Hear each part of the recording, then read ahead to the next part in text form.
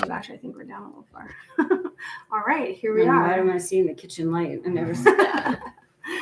Okay, so we're just coming live for our live Q&A, week 10 of the Beginner Witch series, where Kat and Jolene talked about working with the moon for doing spells and rituals. And it's one of my favorite meetings. So I'm if I miss a meeting, I'm sad about all of them. It really doesn't matter what topic it is. So I've been gone for a couple weeks and I'm happy to be back. Yay! And we're happy that she's home. Yes. And so we've had to work so hard while you were gone. Did you really? Mm-hmm. No. Yeah, no, we did. No, they didn't. Yes, we did. Everything was pre-written and stuff, so I feel like it wasn't that hard. We were fine. It was that hard. I left some stuff done for you, a little, She like 3 things. She did. Mm. Okay. So what questions did we get this week? Did we get any questions? Yeah, so I think that, and this is in general. Tracy. Hey, Tracy. I think this is in general with witchcraft and as we're learning our systems, right? So the moon magic stuff is no different. When we're learning about any of the systems, and this is like with tarot, with palmistry, with moon stuff, with herbs, with spices, colors, chakras, whatever the system is that we're learning, my most helpful tip for you guys is that when you find something else to relate it to help you remember it, it's like attaching new knowledge to old knowledge. That's the key. It's the key for me. You guys did discuss some of the, like, how do you learn and is it hard, and using it and practicing it and not having to pull out your book every time you want to know what something is. But you do that at first, and that repetition is a learning part also. So the biggest question that we really got from Monday night's moon magic lesson was over the full moon, or how to remember stuff. So both of those things, it's like, all right, well, how do we really know what the full moon energy is? And that's because it's honestly, it's 2 things in one, just like the new moon is. And I think that that's so true in a lot of stuff in witchcraft. It's never just one thing. It never just has one energy, one property, like one meaning. Language. Yeah. Like one word has many meanings and it's spellings. Never just one. So if you find yourself feeling confused because something says it's a beginning and an ending, yes, you are in the right place. That kind of confusion. You are confused. Exactly. You're now in the Twilight Zone. Yeah, and it's or so the Witch common. Zone. Because it's very hard to block something and say that it's just this, just this one little thing in a box. That's all it can be. Everything has layers and sides to it, and it can all be interpreted. So I also like that we had some people come on and say they gave ideas for how to remember stuff or what to use instead of waiting for a moon cycle or a moon in a certain sign. So that's very helpful to know too. Remember that as we do these systems, we're not saying this is like the only way to do it. It's just a way to do it. So it's just another layer to add into your skill set of witchcraft, being a witch, practicing stuff, spells, rituals. And I think part of the fun of this is finding the way of doing it, or the way of remembering that resonates with you, that clicks with you, because we're all different types of learners. Yes. And in different places on this journey. So whatever it is that makes you... that makes it make sense. Yeah, that makes it make sense. Yeah. That makes it click. Yes. That is like, oh, shit. Okay, I'll never forget that now because I related it to whatever. Right, because you built it on top of something else that you already felt strongly about or you already knew. And in that way, it's like, it can't go away. Like, you can't unlearn it. You can't forget it. So what I brought to tonight's meeting, because I did all the work for tonight to give her a break, is I brought in 3 ways that I have thought about the moon's energy and how to remember it. So there's 3 ways that I think about it that connect with other things in my life that go together. Okay. So the first one I think is kind of obvious, but the pregnant belly. I was pregnant. I carried to full term. I delivered a baby. Then I raised him almost. He's 17 now. So when I think about the moon in its 8 cycles, it's 8 phases. I'm sorry, not cycles. It's 8 phases. I think about possibly the phases of motherhood, okay, or even womanhood, or you can make that as big or small as you want. But I've seen a lot of artist illustrations of the full moon being a pregnant belly, or like the earth being inside of the womb. And all of these things are very feminine. So it brings in the feminine energy of the moon when you consider it a pregnant belly. Mm-hmm. Something Kat said at the beginning of the meetup, which I loved when I was doing the video, was that we are all born from the moon mother, from the water how'd you say it? The moon water of our mothers. Oh God, that was rough. Is that what I said? Yes. I See, and I was like, wow, that's so beautiful. So, with thinking about the full moon in general, we're going to go over the full moon phases for these 3 examples because they're the easiest to understand. A very full pregnant belly is coming to term. So when you think about the full moon and what you use in spells or rituals, that something needs to come to term. It needs to come to fruition. It needs to be completed. It needs to be that final stage of engorgement, be birthed. So when we think about birth, it is the end of one thing, right? Or the completion of something. And it is then the beginning of something else. Just like it's the beginning of letting go, your body now needs to let go of the extra fluids that it carried or hormones or whatever for a female. So you can think about the moon phases in the stages of pregnancy or motherhood like that. So that's how you can associate the energy of it, like the growth part. So as we're growing the moon, growing in that big pregnant belly, spells around growth, new, starting projects, and then getting to that completion sign. And then after that, for the waning moon, letting it all go or moving on into a different phase. You're no longer the carrier. Now it's outside of you. You've got to do something with it. So that's I don't know if I went over all of the things that I wrote down. So feminine energy, feelings. So this is all about the new moon and how it could relate to using pregnancy as sort of that, the attachment to understand what the full moon could mean for you. So feelings, healing, even creation, because there's healing within pregnancy. There's healing of emotions, of scars, of, all the things that go into that. And for me, it's, are you ready to be done and move on from that thing? When the full moon gets here, it's like, we've worked really hard building this moon all the way to the light or whatever project we've been on. And now it's like, here it is. But also, are you ready to be done with it? Because you're getting to see it in its full glory. And then tomorrow, it's going to start getting less and less and less. So there's new things to deal with after. And you may not necessarily complete something within that first. No. It may take several cycles. Yeah. Multiple moons. Yeah. Depending on what it is. Shadow work could be many moons. Many years of moons. Yes. Many moons. And it's also about all your hard work paying off. That's probably the last thing that I would put with pregnancy, because pregnancy is hard on the body, the relationships, your emotions, just coping with all of that. I only have one child, so I only went through it once. I don't know what it would be like as a second time, maybe easier, but the first time around, I don't know. I had 3. It's still hard. It didn't get easier? Not really, oh, no. Okay. No. And the other thing, I guess, something that just pops into my mind about is birthing. When you birth something, it's like say you wrote a book, you were writing a book, and then you finished it. That would be like you finally you gave birth to this book or this project, whatever it was. But for whatever reason, your full moon moment. For whatever reason, a book came to mind. Maybe because I've been listening to like a 47-hour Stephen King novel. I was thinking it was because you wanted to write a book. Well, also that could be. That some could universal be nudges, some hints there. Yes, could be. I definitely want to write some things. Yeah. So, I do want to start putting things down on paper. So, yeah, maybe that's a part of it for me. Why I'm feeling that energy around that. So, birth a book. Birth a book. Birth a book. Birth a book. So the next example, which is the one that I identify with the most, and that is plants or flowers specifically, because for me, the idea of the seed at new moon going in the ground, being in the dark and not having light yet, and then that growth to becoming a full bloom flower, mentally for me, that imagery is just like, it sets it up perfectly to understand the growing phase and the releasing phase. And that it's a cycle that starts over, because once a flower becomes, once it's at its full bloom and it's attracted all of its pollinators and they've pollinated its seeds and all of that, then it slowly withers and it releases the seeds back to the ground so that it can recycle itself. So that's its whole process. And that's kind of what the moon does, right? She starts out not being there and then slowly growing, and then boom, huge, big, beautiful, bright moon. Oh, my favorite. And then slowly waning away, and we miss her and we think about her, and I can't wait till the next full moon, the next flower.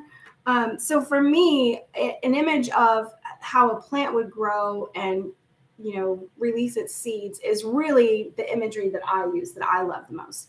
And when we think about a flower in full bloom, these are the things that I wrote down with it to connect how to think about using full moon in a ritual.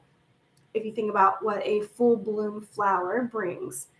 So you can see every part of the flower, right? So it's at its most extended. So that's, whatever, if you need information, if you want to find something, if you want to find something about yourself, that relates with the full moon being a flower and exposing everything.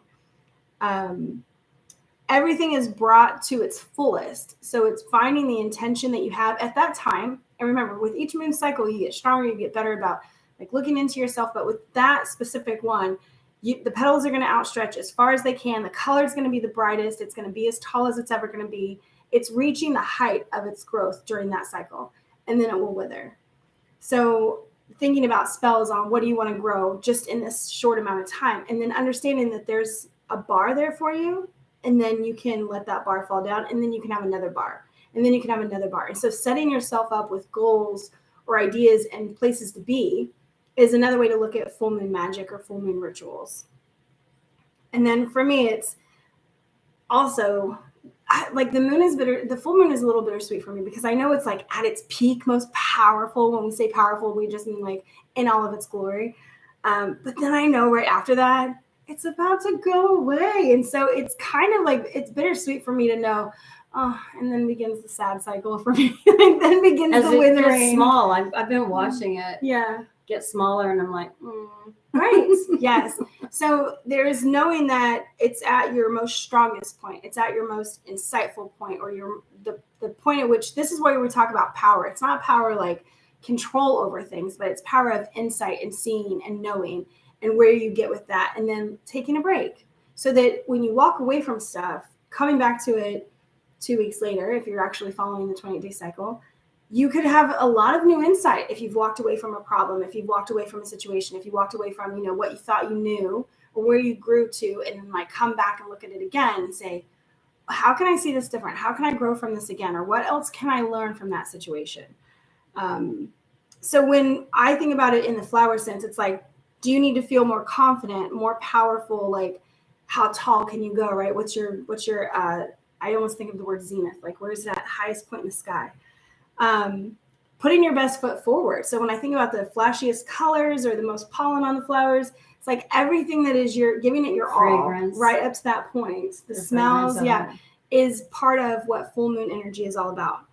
And then something that I threw in there is, do you need to be seen for who you really are? Because when a flower is in like full bloom, because so you've got, when it's in, I think of roses when they're, just the buds, and they're beautiful. It's beautiful, but you have no idea how big and full that rose is going to get until it's on that full day bloom.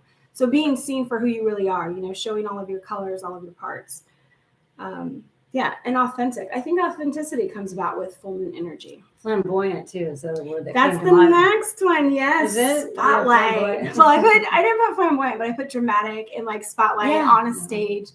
So the last example is definitely anything that you want to imagine, but I think of a picture, and then I think about when you put if you were to put a flashlight over the picture and it's on full, you could see everything, right? But then even if you had little cards that showed you what each moon cycle would look like, looking at that picture, how much can you gain from that picture? How much information? And I had a really weird thought today. The moon grows from right to left in its shape, right? It grows from right to left. And that threw me off so much. I'm like, no, but we read left to right. Wait, what? So when I was thinking about reading a page and it growing like that, I can't use that because it doesn't make sense. So if you were to look at a picture and learn about it from right to left, that would make more sense. Did I nerd out too much in thinking about that? Nerded out a little bit too much. A little too much. A little too much. I'm trying to visualize this picture that you speak of. So a Yeah. light on it. You're talking about like a flashlight on a picture? Yeah, like a flashlight on a picture. So imagine like a circle So ring. the light of the ring. So yeah.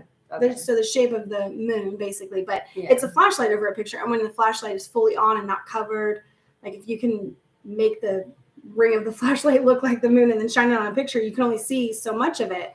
So when we think of the full moon, that's where everything's illuminated. This is, again, bringing truth to light, bringing stuff out, having the most information that you can for that time, but also being center stage, being super dramatic. This is where we get the full moon craze, where people kind of go a little batty because they're like, look at me.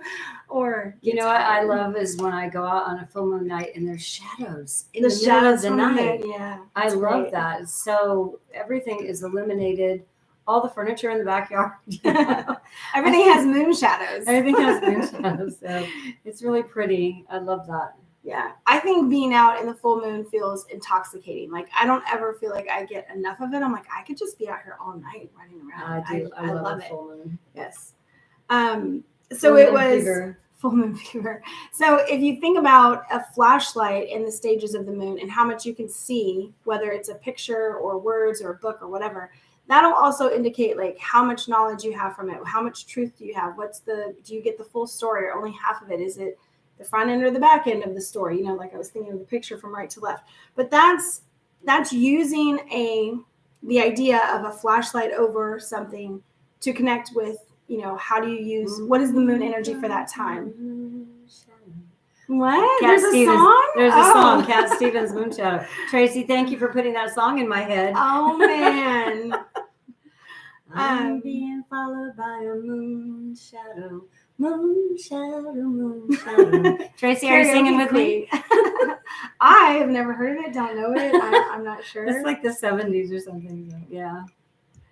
So the way that you would think about using this analogy for moon magic is, do you need to put a spotlight on something? You know, do you need to shine light on something else? So this would be a spell or a ritual to bring about things that are hidden, that are in the dark, that you want brought forward, you know. And I know you guys mentioned legal matters for this, but truth seekers or finding out the small details, being recognized, you know, having your position or your efforts recognized by somebody else, you know, and that could go into your job or in a relationship, you know, being recognized for your efforts. And then the last one is kind of like getting the full story. So at the full moon, the easiest way to think of that is get the full story. So whatever it looks like for you on what you're looking at or for, whether it's in a relationship, a job, skills that you want to see, get the full story with a ritual then where it's like, show me everything, you know, bring everything to light that I need to do, see, look at, go for.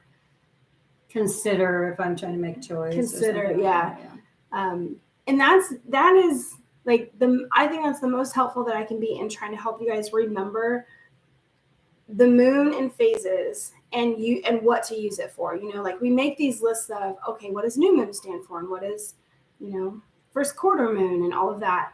And Kat and I discussed this before the meetup. I learned 2 moon phases when I started, and that was enough for me because I just needed to know, am I trying to grow something or am I trying to lose something? And I think, and even though we went over there's 8 phases of the moon, I think it's a lot, especially when you're like, well, what's the third quarter for? Right. It's almost like you don't need to know all of that. All you need to know is either the moon is getting bigger or the moon's getting smaller. And then maybe right at new moon and then at full moon. So maybe 4. Maybe 4. Yeah. Okay. 4. But all 8 of them is like, I don't even know. No. What? I want you guys to know I don't use 8. It's a little bit too much. So. I don't use 8 phases at all. I try to remember. Wiccan. I think that's a Wiccan thing. It's an SBAT or something, isn't it? I only say that because I used Silver Ravenwolf's book, The Solitary Witch, and I'm pretty sure it's Wiccan. Most of what's in there is about the Wiccan practice, and they talk about they call it SBAT, ESBAT. I'm not sure if I'm saying that right, but that's the 8 phases of the moon. And she gives this list of things to do. And I was like, that's kind of cool. You know, I thought it was kind of cool, but it's a lot. You know, you're like doing something every like 8 times a month. Holy cow. It's every 2.5 days. Yeah. Every 2.5 days. A lot. Yes. For me, and this is just my personal preference, you guys can go through a whole moon cycle using, you know, all 8. But I just look at like, are we waxing or waning? That's the most helpful for me. And then usually at full moon, that's just if I'm really seeking something that I'm like, I really need help with this. Because otherwise it's like you're just growing something or you're releasing something in my eyes. And I also remember that the energy of the full moon is really good for cleansing and moon baths and and charging. charging crystals, Yeah. charging water, charging salt, charging anything. So that's another thing that I love about the full moon. You should put all your crystals out in it, or sleep under it, I or mean, make yeah. love under it if you're lucky enough to be able to do that. I did. Well, first when you said sleep under it, but then you said make love. But mine was sleeping. My story is sleeping. It's not making love under the full moon. When I was overseas, I was very disconnected from my practice. You know, we decided to carry book bags, so I didn't take anything. I didn't take my journal. I didn't take my travel altar. I didn't even take my mini tarot cards. I took nothing. Talking about this trip that you just took? Yes. Oh, so I was really? very disconnected. All I had was my jewelry. So every day putting on my jewelry in a certain manner and just like saying small things or having it with me. But that was it as far as my spiritual tools that I have around me all the time that I'm very comfortable with that just feel good. Like maybe I don't use my tarot every day, but I have them right there if I need them. So to travel to another country without anything felt really bizarre. And then the day that the full moon was, we were traveling on train and I was like, I don't know where our hotel is. I don't know where I'm going to be able to see it rise. So when we got to the city, we got to Florence, my husband was like, what do you want to do? And I said, honestly, I just want to find a place to watch the moon rise. He's like, we could do that. We could totally do that. He's like, can we have drinks? I was like, yes, please. So we had no idea where in the city it was going to rise. My moon app wasn't working. Like, I didn't know how to ask people, where do people watch the moon rise here? Like, I didn't even know if it would be a thing. And we just happened upon a certain area. And right when we walked up there, you guys, because I kind of had let it go. I was like, I'm not going to be able to see it. I don't know, blah, blah, blah.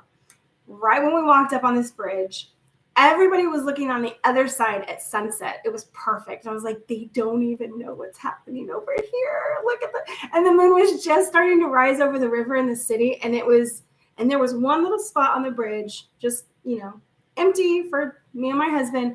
And we spent 30 minutes there and I was just elated. I was like, I got my thing. I got my thing. I watched the full moon rise. It was beautiful. And I have to say, it looks bigger in Europe. That sounds somewhat sexual, but the moon looked bigger in Europe. It looked way closer than it does here in Florida. I guess I'm maybe geographically closer to it, but it was ridiculously beautiful. So that was that the picture that you took? Yeah, I did. I know. Did you color that? No. Oh my gosh. I try not to ever use filters because I don't want to deceive myself and the world not be as pretty when I actually look at it in real life. So I try not to ever use filters. That is for real what it looked like. Oh my goodness. Well, we're gonna have to share that on our. Yes. You're gonna have to share that picture. I'll have to share it. It's gorgeous, you guys. It looks like a painting. It doesn't look real. It looks like it's been modified, enhanced, with Photoshop. It looks like it's been Photoshopped. So yep, that was real. So for me, I think that sometimes when witch stuff gets crazy or life gets crazy, and you want to do so many things and then you can't. My go-to is to make sure that at least on the new moon or full moon, I take advantage of the sky on those nights. So with new moon, I know that it's just the stars are amazing. And I think about like what new things I might want to start. And it's just thoughts. It's not doing anything else. It's not bringing out crystals. It's just my thoughts with me. And then at full moon, if I can just sit and admire it and feel in awe of like the world around us, that's enough for me sometimes. And sometimes that's all you can do is, admire, like maybe say thank you to something or the universe or a deity or whatever. But yeah, just that small appreciation.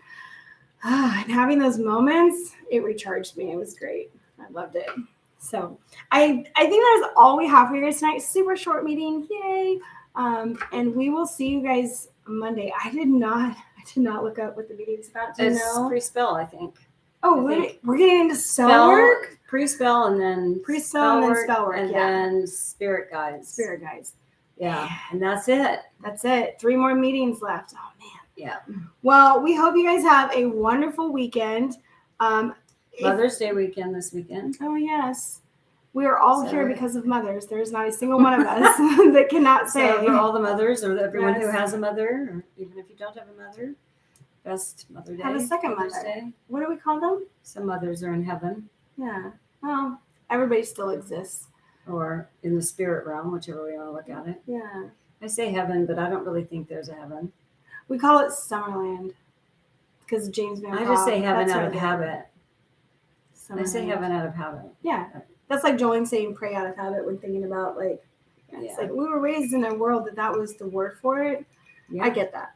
it's hard to rewrite that language, isn't it? It is. It's very hard to rewrite. It is. It.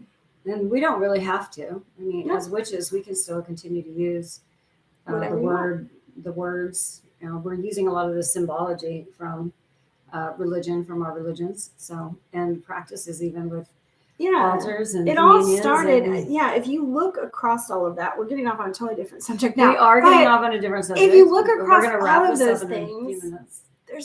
they're all similar because we all started as one people somewhere and spread out, and we took all these little things, and then we saw what other people were doing, like, oh, that's cool, I'm gonna try that in my next little, and we've just become a melting pot of ideas and things, and we get to have the great fortune of deciding what we want to take and leaving what we don't want, and I just love that.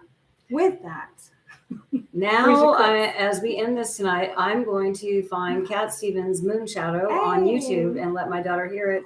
She may remember it from when she's young because I'm sure that it was on the radio, but it was like the 70s, I believe, early 70s. Yeah.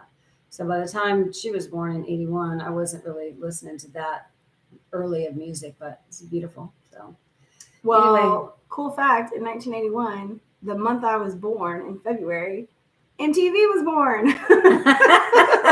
So that's what we were listening to. I can still remember, you're probably not at that age, but I can still remember watching MTV videos when I was very, very little. Listen, when MTV was born, that's all that was on the TV at our house, my husband and I. Yeah. So the kids grew up, they were on a diet of MTV because it was on all the time. And it was just so awesome. Yeah. We didn't know commercials. No. We knew music videos. MTV, when it was MTV, and the videos were like pretty cheesy with the horses and the smoke and the long flowing hair and stuff. It's great. It's great to rewatch them and go, wow, I thought that was cool at one time. It's really funny. At least it was all music all the time. It was music, yeah. And seeing the artist. I liked seeing the artist and putting like a face with the voice. That was I loved that. All right, you guys. Well, thank you so much for being with us here tonight. And we're so glad that you're with us watching. And we will see you on Monday. Monday for pre-spell work. Yep. All right. Good night, you guys. Bye. Bye.